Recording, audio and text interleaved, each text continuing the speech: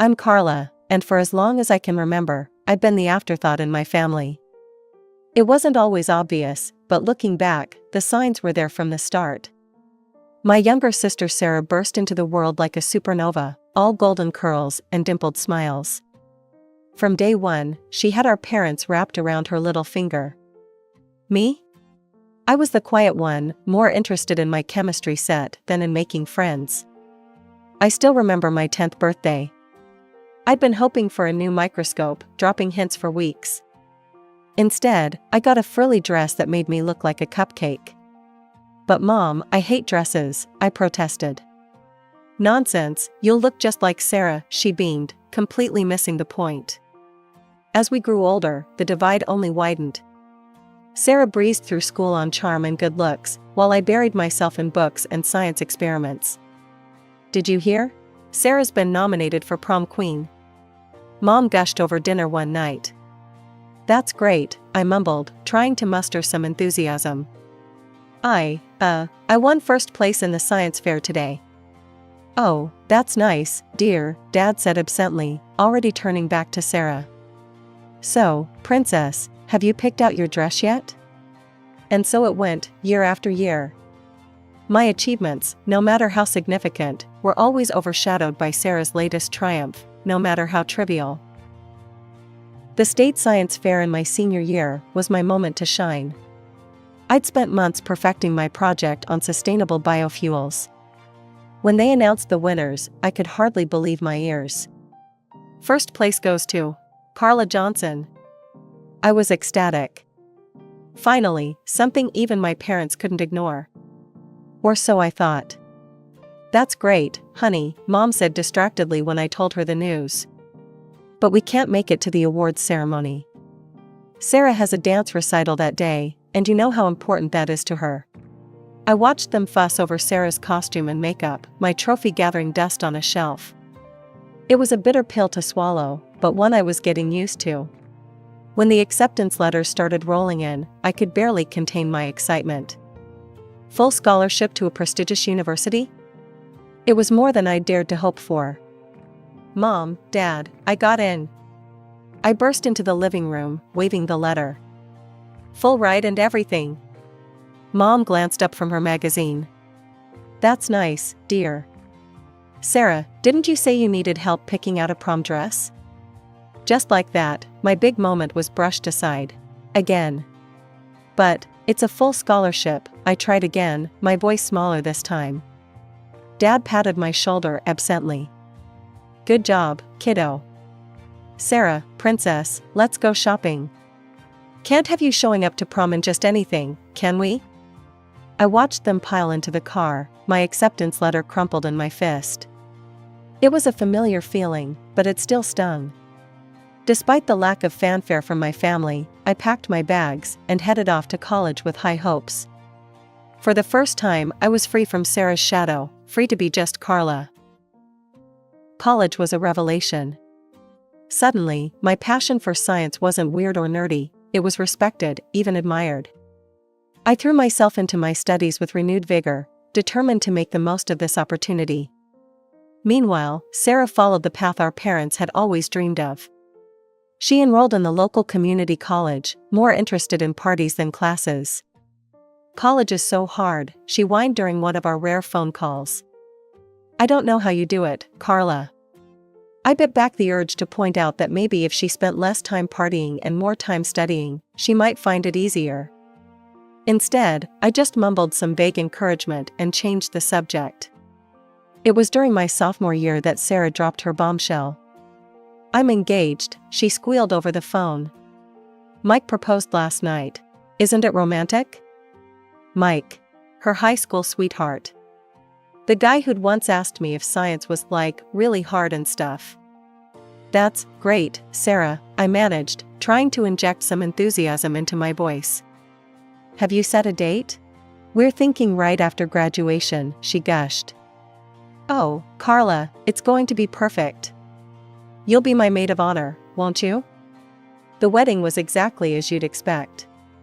Sarah was radiant, Mike looked uncomfortable in his tux, and I stood there in my frilly pink nightmare, pasting on a smile for the photos. Isn't this perfect? Mom whispered to me during the reception. This is what every mother dreams of for her daughter. I wanted to ask if she'd ever dreamed anything for me, but I held my tongue. It was Sarah's day, after all. As I threw myself into my studies and later my career, Sarah's life seemed to follow a script straight out of our parents' dreams. Within a year of her wedding, she announced her first pregnancy. "I'm going to be a grandmother." Mom squealed over the phone. "Oh, Carla, isn't it wonderful?" I murmured my congratulations, trying to ignore the implicit question in her voice. "When are you going to settle down, Carla? When will you give us grandchildren?" Emma arrived 9 months later, a bundle of pink blankets and loud cries. I flew home for the weekend, dutifully cooing over my new niece and enduring the not-so-subtle hints from my parents. "You know, Carla," Dad said, bouncing Emma on his knee, "you're not getting any younger. Don't you want this for yourself?" I gritted my teeth. "I'm focused on my career right now, Dad." Mom clucked her tongue. "Career is all well and good, dear, but family is what really matters." I bit back a retort about how they'd never seemed to care much about my career before. Instead, I plastered on a smile and changed the subject. 2 years later, Liam joined the family. Once again, I played the role of the doting aunt, all while fielding questions about my own lack of family. Meanwhile, I was making strides in my career as a biotechnologist. Long hours and hard work paid off, and by 30, I was a senior researcher. My parents' response to this news? A distracted "that's nice, dear," as they cooed over new pictures of Emma and Liam. It was around this time that I decided to buy a house. I'd saved carefully, living frugally while my colleagues splurged on expensive cars and vacations. When I finally found the perfect place, a beautiful 4-bedroom house in a great neighborhood, I was over the moon. "Mom, Dad, I bought a house," I announced during our next phone call. There was a pause on the other end of the line. "A house?" Mom repeated. "All by yourself?" "Yes, all by myself," I said, my excitement deflating a little. "It's a great investment, and—" "But it's such a big house for one person," Mom interrupted. "What will you do with all that space?" I sighed. "I'll enjoy it, Mom. It's mine." "Well," she said, her tone making it clear she didn't approve, "I suppose if that's what you want." "Oh, did I tell you? Emma lost her first tooth yesterday." And just like that, we were back to talking about Sarah and her kids. The months following my house purchase were a whirlwind of work and settling into my new home. I threw myself into decorating, turning each room into a reflection of my personality. It was during this time that I started to feel a shift in my family dynamics.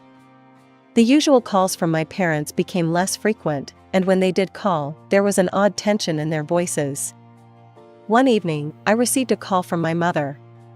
"Carla, dear," she said, her voice sickly sweet, "we're having a family dinner next week.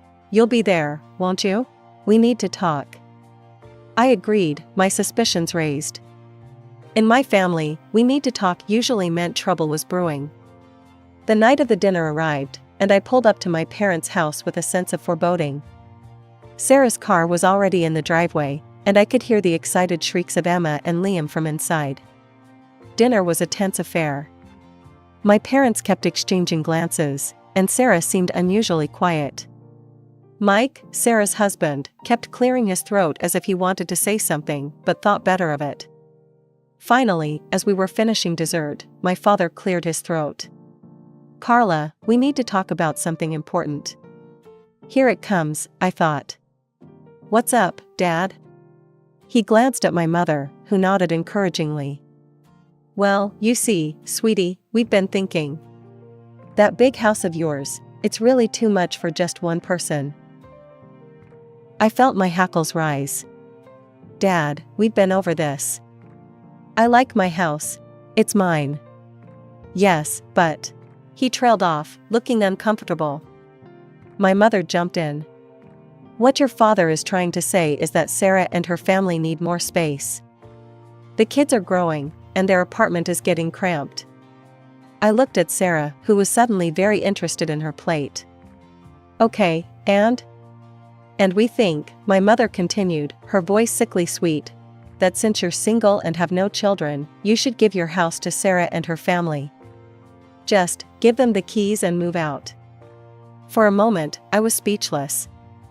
I looked around the table, waiting for someone to yell, "Gotcha," and reveal it was all a joke. But all I saw were expectant faces. You can't be serious, I finally managed. Now, Carla, my mother said, her tone patronizing. Don't be selfish. Sarah needs her own space more than you do. Selfish? I repeated, my voice rising. How is it selfish to want to keep the house I worked hard for and paid for myself? It's your sisterly duty to help in times of need, my father chimed in. I turned to Sarah, who was still avoiding my gaze. And what do you have to say about this? She shrugged, finally meeting my eyes. Well, it would be nice to have more space for the kids. I couldn't believe what I was hearing. My own family, asking me to give up my home, acting like I was the unreasonable one for refusing. No, I said firmly, standing up. Absolutely not. I'm not giving up my house. As I grabbed my coat and headed for the door, I heard my father call out. Think about it, Carla. Family should come first. The days following that disastrous family dinner were a blur of disbelief and anger. I kept replaying the conversation in my head, unable to believe my family's audacity. How could they even think to ask such a thing?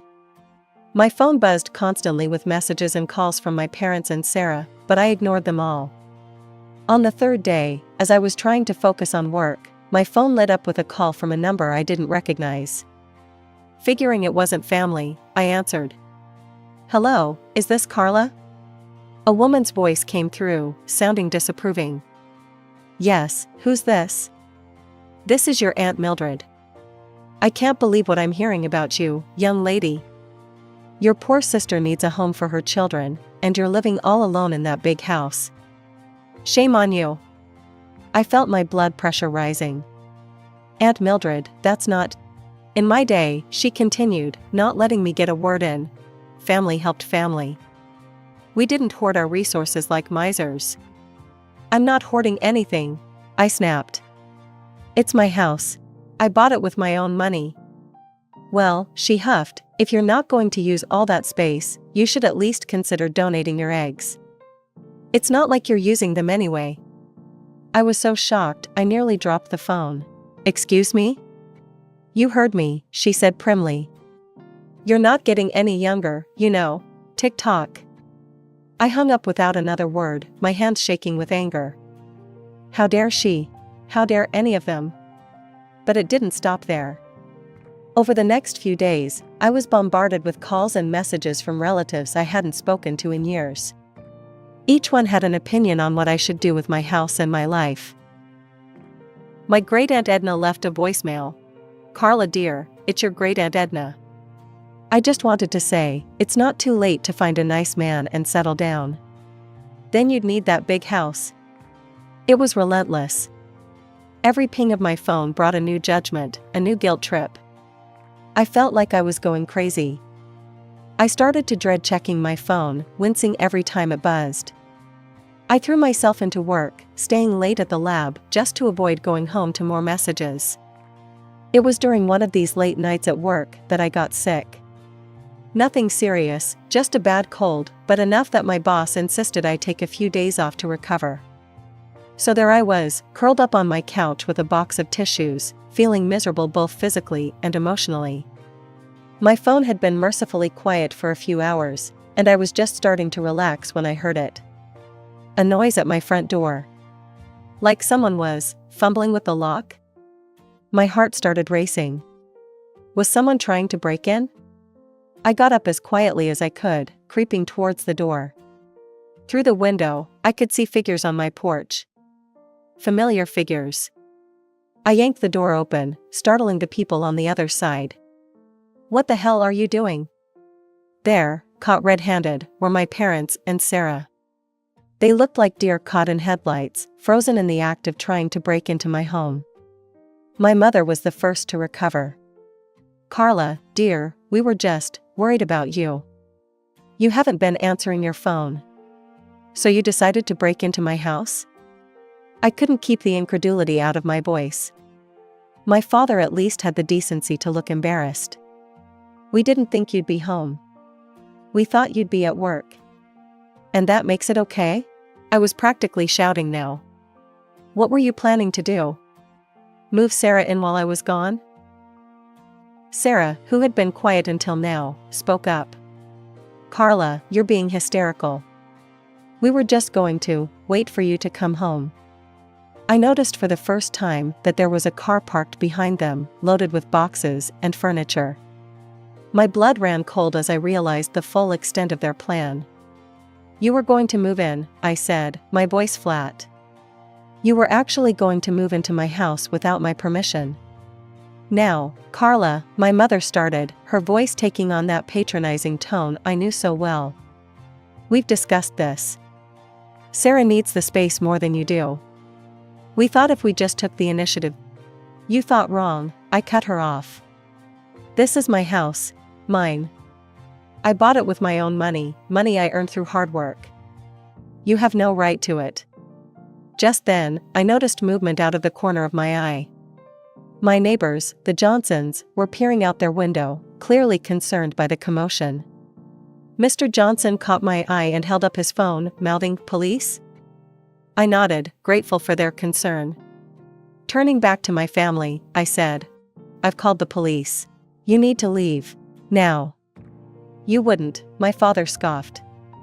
"Your own family?" As if on cue, the sound of sirens filled the air. My family's faces paled. The police car pulled up, and 2 officers got out. "Is there a problem here?" one of them asked, eyeing the scene warily. I took a deep breath.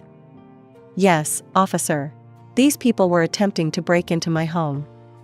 "Carla," my mother gasped. "How could you?" The officers looked at my family. "Is this true?" My father started to stammer out an explanation, but the officer held up a hand.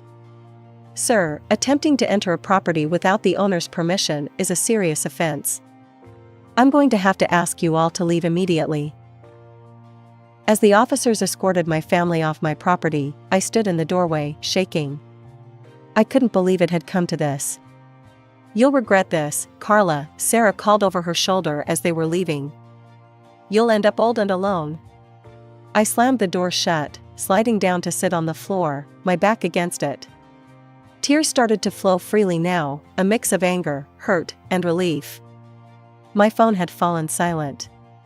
No more calls from distant relatives, no more guilt-tripping messages. It was as if I'd been excommunicated from the family.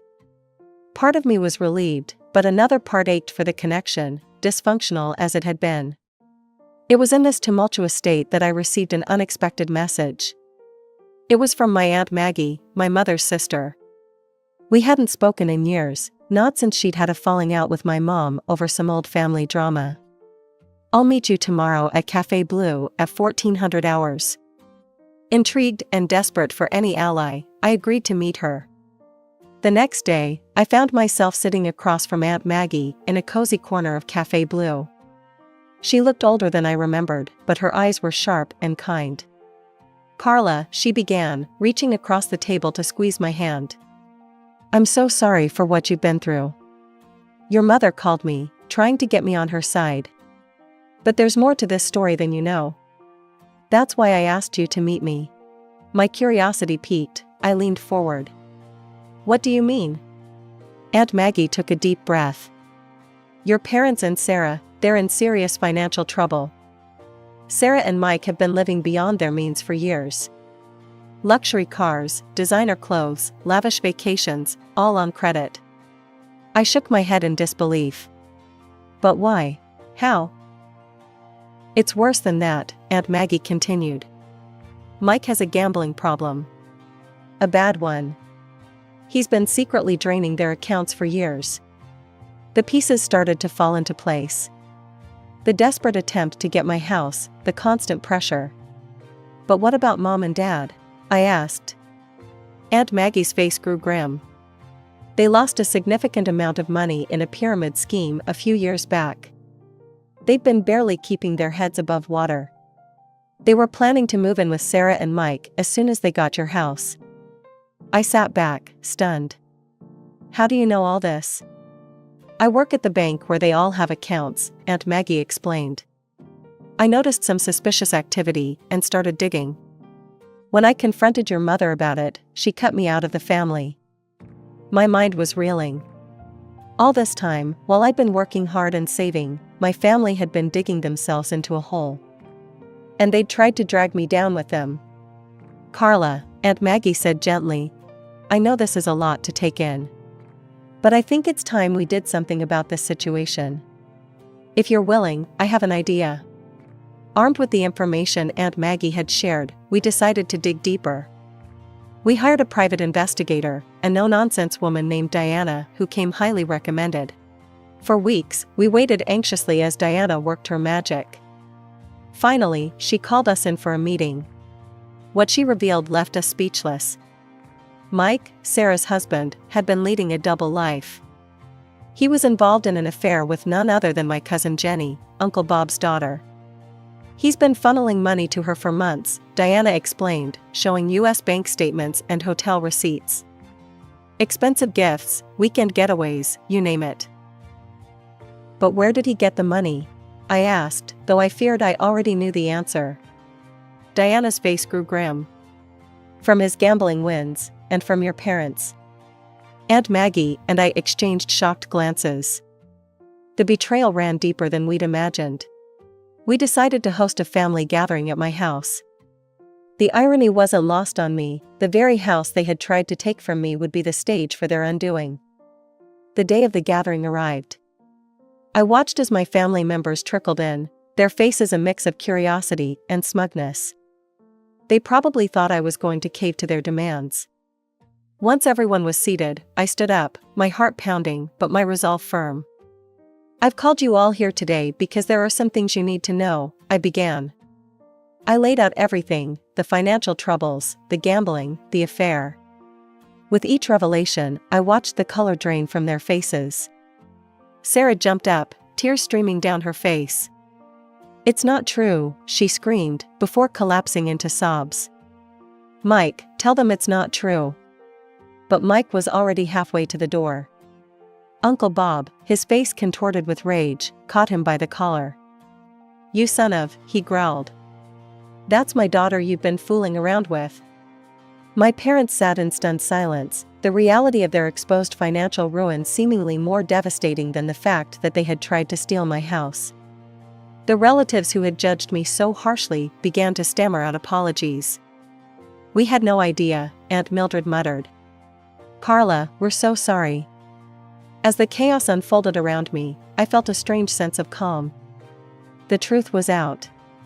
The lies and manipulations were exposed. In the weeks that followed, our family was turned upside down. Sarah, unable to forgive Mike's infidelity, filed for divorce. With nowhere else to go, she and the kids moved back in with our parents. But their reprieve was short-lived. The bank foreclosed on their house. They were forced to downsize to a small, rented apartment, all 5 of them crammed into a space smaller than my living room. As for me, I watched it all unfold from a distance. After much soul-searching and several tearful nights, I made the difficult decision to sever all ties with my immediate family. You're doing the right thing, Carla, Aunt Maggie assured me one afternoon over coffee. It's not easy, but it's necessary for your mental health and well-being. Aunt Maggie had become my rock, the family I chose when my blood relatives had let me down. Our weekly coffee dates became a cornerstone of my new life. As the weeks turned into months, I found myself settling into a new routine. Without the constant drama and demands of my family, I had time to focus on myself. But with that came a startling realization: I was lonely. You know, Aunt Maggie said one day, there's a world out there beyond work and home. Why don't you try something new? With her encouragement, I decided to join a local rock climbing group. It was far outside my comfort zone, but as I strapped on the harness for the first time, I felt a thrill of excitement I hadn't experienced in years. That's where I met Alex. He was belaying another climber, his strong hands confidently handling the rope. When he turned and flashed me a warm smile, I felt my heart skip a beat.